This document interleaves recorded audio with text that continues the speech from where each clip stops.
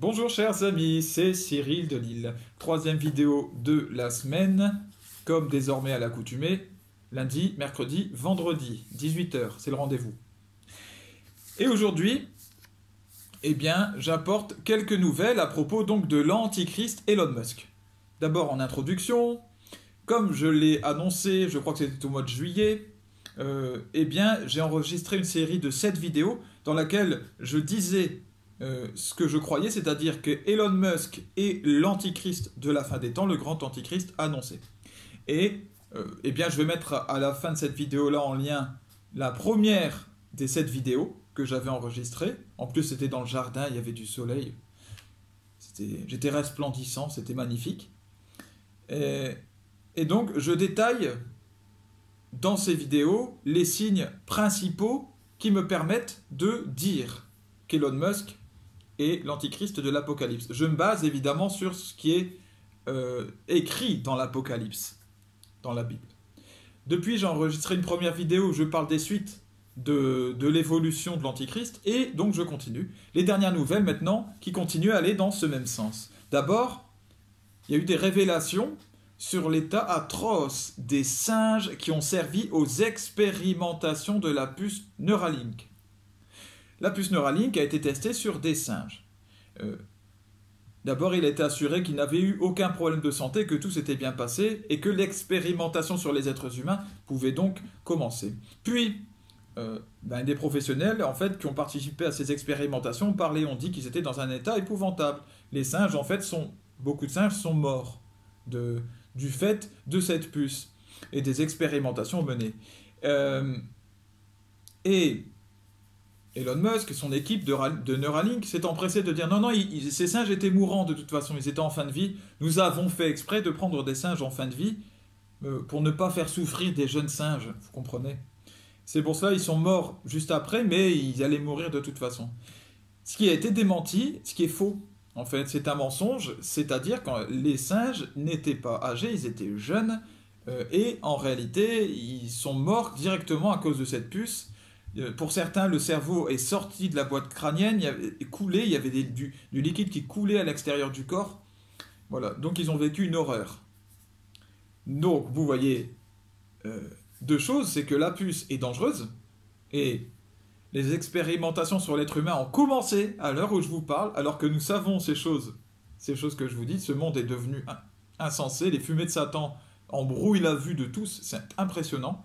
Donc il a le droit. Alors, donc ça s'est passé d'une telle manière. Alors, les êtres humains qui vont tester, qui vont avoir droit à cette puce, eh bien, malheureusement pour eux, je ne donne pas cher de leur survie. Et alors, ce que ça met en lumière, ce sont les mensonges qui ont servi à camoufler cela. Donc, on a affaire au grand menteur. Hein. L'antichrist, évidemment, c'est le champion du diable. Donc, c'est le menteur, le plus grand menteur qui soit. Voilà, si on peut parler d'un grand menteur. Donc, il est dangereux pour l'homme, il le sait, hein, bien sûr, ils savent très bien que leur puce, ils sont les premiers à savoir que leur puce est dangereuse et qu'elle va abîmer l'être humain, ils le font, ils y vont quand même volontairement, et en plus, ils mentent. Et il y a quelque chose de très étonnant, lors de ces tests humains qui ont commencé récemment, il y a eu des effets secondaires qui sont apparus, en particulier changement de personnalité de l'individu.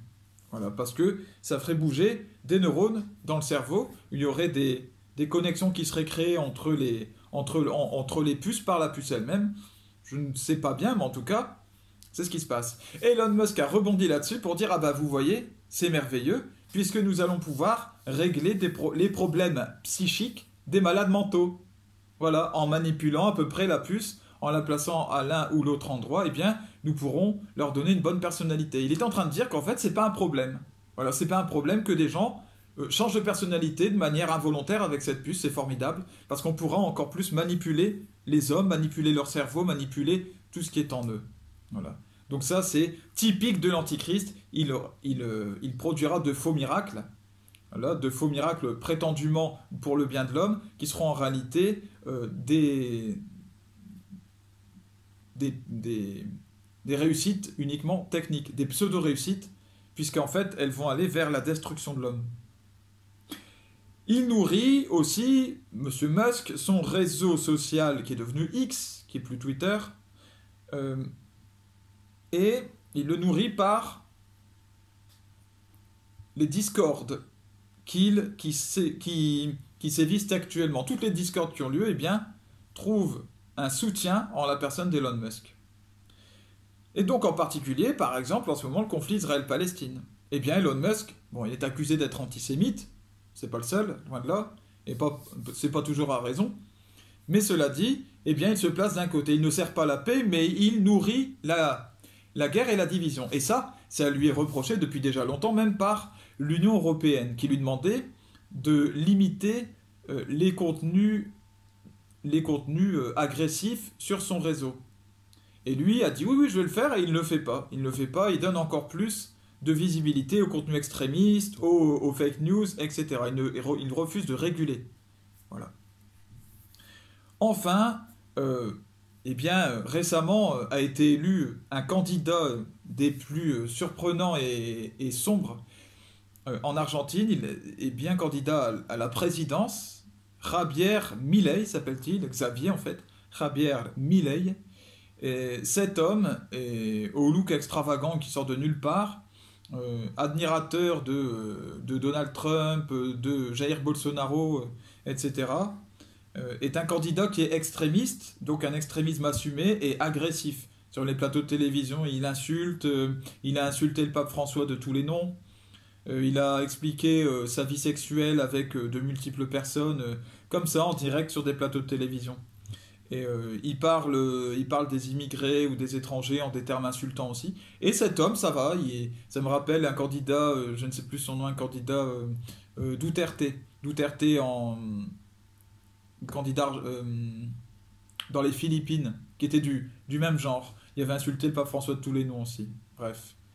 Voilà ce qui prouve, selon moi, que, encore une fois, Elon Musk est l'antichrist de la fin des temps et qui nourrit tout ce qui est mauvais et tout ce qui sert à la destruction de l'homme.